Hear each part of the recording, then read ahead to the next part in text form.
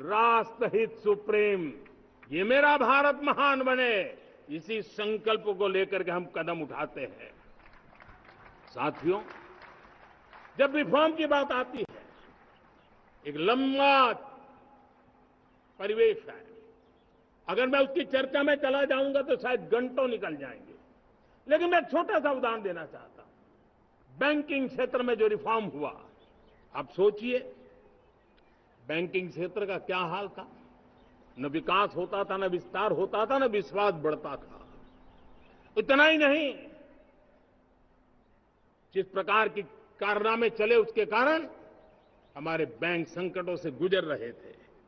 हमने banking sector को मजबूत बनाने के लिए अनेकविध रिफॉर्म्स किए और आज उसका कारण हमारी बैंक विश्व में जो इन्हीं गुनी मजबूत बैंकें हैं, उसमें भारतीय बैंकों ने अपना स्थान बनाया है।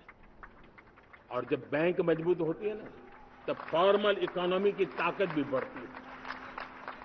जब बैंक की व्यवस्था बन जाती है, तब सामान्य, खास करके मध्यम वर्ग के परिवार की जो रिक्वायरमेंट होती है, उसको पूरा करने की सबसे बड़ी ताकत बैंकिंग सेक्टर में होती है।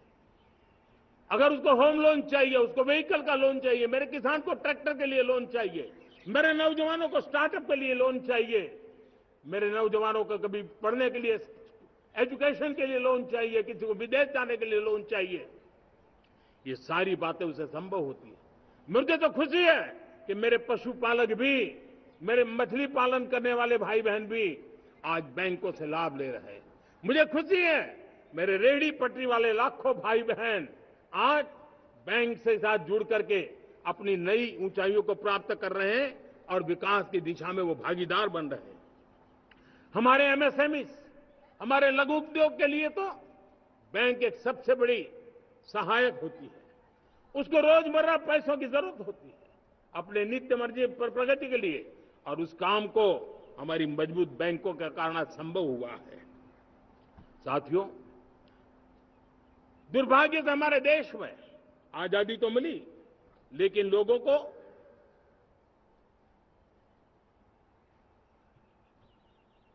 एक प्रकार से माई बाप कल्चर से गुजरना पड़ा। सरकार के पास मांगते रहो, सरकार के पास हाथ फैलाते रहो, किसी की सिफारिश के लिए रास्ते खोजते रहो, वही कल्चर डेवलप हुआ था। आज हमने गवर्नेंस के इस मॉडल को बदला है। आज सरकार खुद लाभार्थी हितार्थी के पास जाती है। आज सरकार खुद उसके घर गैस का चूल्हा पहुंचाती है। आज सरकार खुद उसके घर पानी पहुंचाती है। आज सरकार खुद उसके घर बिजली पहुंचाती है। आज सरकार खुद उसको आर्थिक मदद दे करके विकास के नए आयामों को सर करने के लिए प्रेरित करती है, प्रोत्साहित करती है।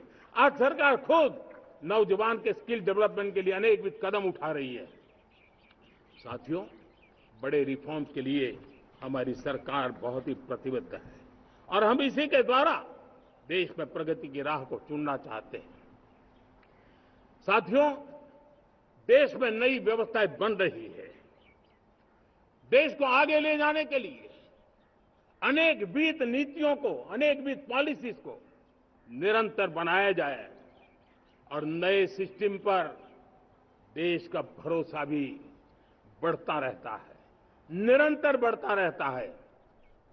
आज जो 20-25 साल का नौजवान है, जो 10 साल पहले जब 12-15 साल की उम्र का नौजवान था, उसने अपनी आंखों के सामने ये बदलाव देखा है।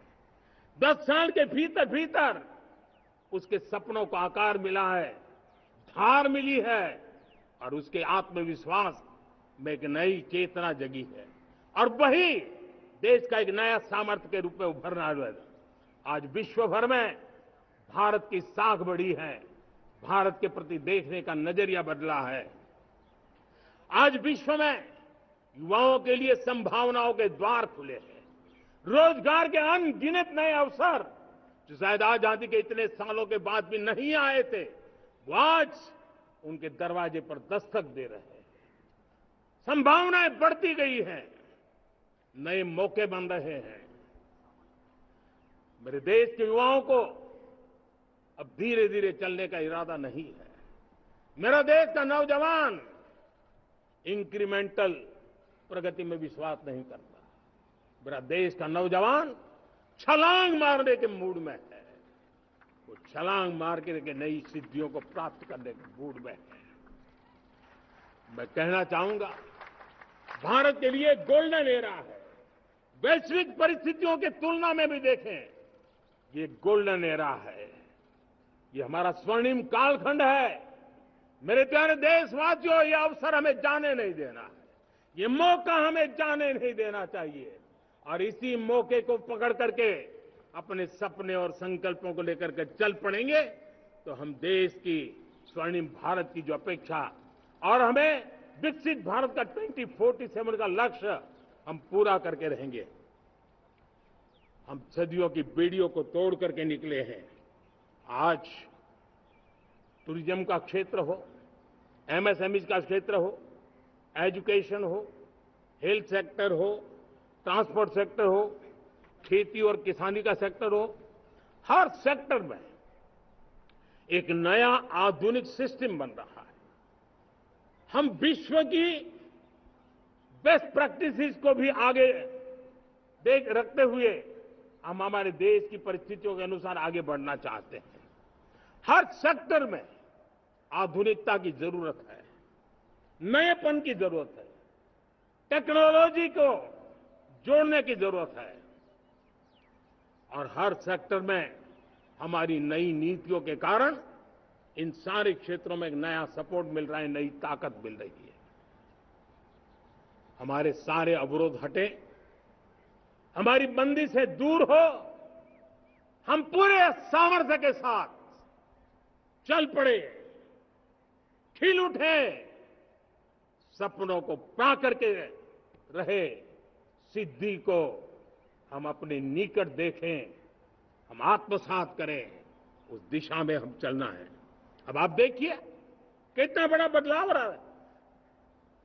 मैं एकदम जमीनी स्तर की बात करूं, विमेन सेल्फ हेल्प ग्रुप आज 10 साल में हमारे 10 करोड़ बहनें विमेन सेल्फ हेल्प ग्रुप में जुड़ी है। 10 करोड़ नई बहनें। हमें गर्व हो रहा है कि हमारे सामान्य परिवार की गांव की 10 करोड़ महिलाएं आर्थिक रूप से आत्मनिर्भर बन रही हैं। और जब महिला आर्थिक रूप से आत्मनिर्भर बनती हैं, तब परिवार की निर्णय प्रक्रिया की हिस्सेदार बनती हैं, एक बहुत बड़ी सामाजिक परिवर्तन की गारंटी लेकर के आती है। मुझे गर्व है इस बात पर, लेकिन साथ साथ मुझे गर्व इस बात का भी है कि हमारे सीईओ आज दुनिया भर के अंदर अपनी धाक जमा रहे हैं। भारत के हमारे सीईओ विश्व भर में अपनी धाक जमा रहे हैं। हमारे लिए खुशी की बात है कि एक तरफ मेरे सीईओ दुनिया भर में नाम कमा रहे हैं, भारत का नाम बढ़ा रहे हैं, तो दूसरी तरफ विमेन सेल्फ हेल्प ग्रुप से 1 करोड़ मेरी सामान्य परिवार की माताएं बहनें लखपति दीदी बनती है। मेरे लिए ये भी उतना ही गर्व की बात है।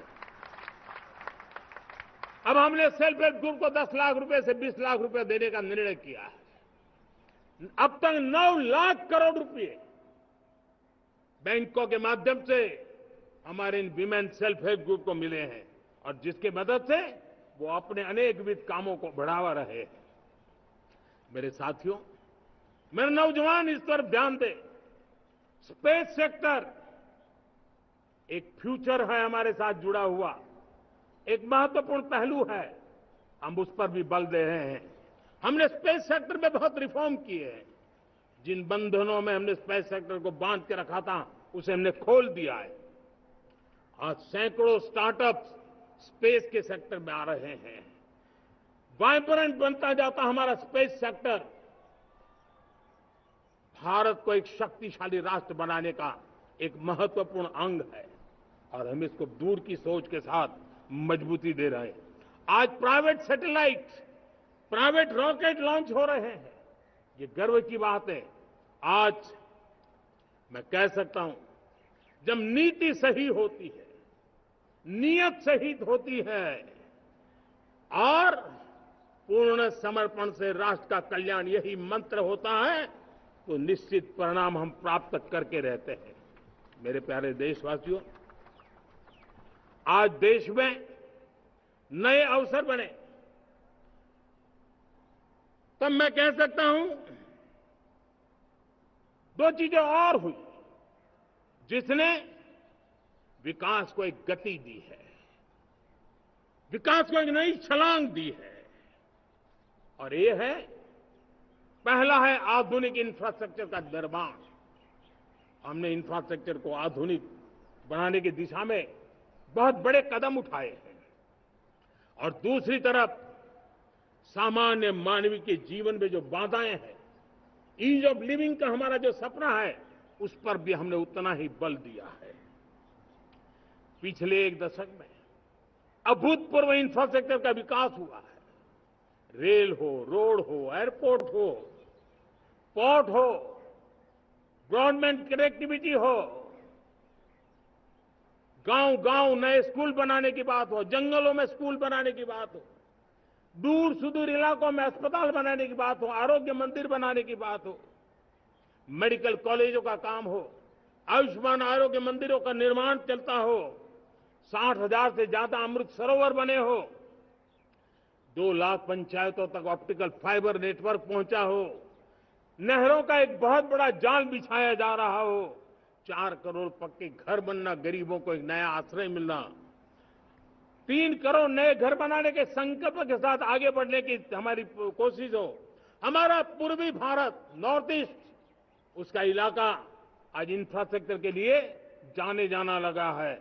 और हमने ये जो कायाकल्प किया है, उसका सबसे बड़ा लाभ समाज के उन वर्गों तक हम पहुंचे हैं जो ग्रामीण सड़कें वहां बनी है जिनकी तरफ कोई देखता नहीं था, जिस इलाकों को नहीं देखता था, जिन गांवों को नहीं देखता था। दलित हो, पीड़ित हो, शोषित हो, वंचित हो, पिछड़े हो, आदिवासी हो, जंगल में रहने वाले हो, दूर सुदूर पहाड़ों में रहने वाले हो, सीमावर्ती स्थान पर रहने वाले हो, हमने उनकी आवश्यकता की पूर्ति की है। हमारे मछुआरे भाई बहनों की आवश्यकताओं को पूरा करना, हमारे पशुपालकों के जीवन को बदलना, एक प्रकार से सर्वांगीण विकास का प्रयास हमारी नीतियों में रहा, हमारी नीयत में रहा है, हमारे रिफॉर्म में रहा है, हमारे कार्यक्रमों में रहा है, हमारी कार्यशैली में रहा है। और उस सबसे बड़ा लाभ मेरे युवाओं को होता है। उनको नए नए अवसर मिलते हैं, नए नए क्षेत्र में कदम रखने का उसके लिए संभावनाएं बन जाती है। और वही तो सबसे ज्यादा रोजगार दे रहा है। और सबसे ज्यादा रोजगार प्राप्त करने का अवसर इन्हीं समय में उनको मिला है। हमारा जो मध्यम वर्गीय परिवार है, मध्यम वर्गीय परिवार को क्वालिटी ऑफ लाइफ, वो स्वाभाविक उसकी अपेक्षा रहती है। वो देश के लिए बहुत देता है, तो देश का भी दायित्व है कि उसकी जो क्वालिटी ऑफ लाइफ पे जो उसकी अपेक्षाएं हैं, सरकार की कठिनाइयों से मुक्ति की उसकी जो अपेक्षाएं हैं, उसको पूर्ण करने के लिए हम निरंतर प्रयास करते हैं। और मैंने तो सपना देखा है कि 2047 जब विकसित भारत का सपना होगा, तो उसकी एक इकाई ये भी होगी कि सामान्य मानव के जीवन में सरकार की दखलें कम हो, जहां सरकार की जरूरत हो वहां अभाव न हो, और जहां सरकार की बेकारण प्रभाव भी न हो, इस प्रकार की व्यवस्था पर हम प्रतिबद्ध हैं। मेरे प्यारे देशवासियों, हम छोटी छोटी जरूरतों पर भी ध्यान देते हैं, हम छोटी छोटी आवश्यकताओं पर ध्यान देते हैं और उसको लेकर हम चलते हैं। चाहे हमारे गरीब का घर का चूल्हा जलता रहे,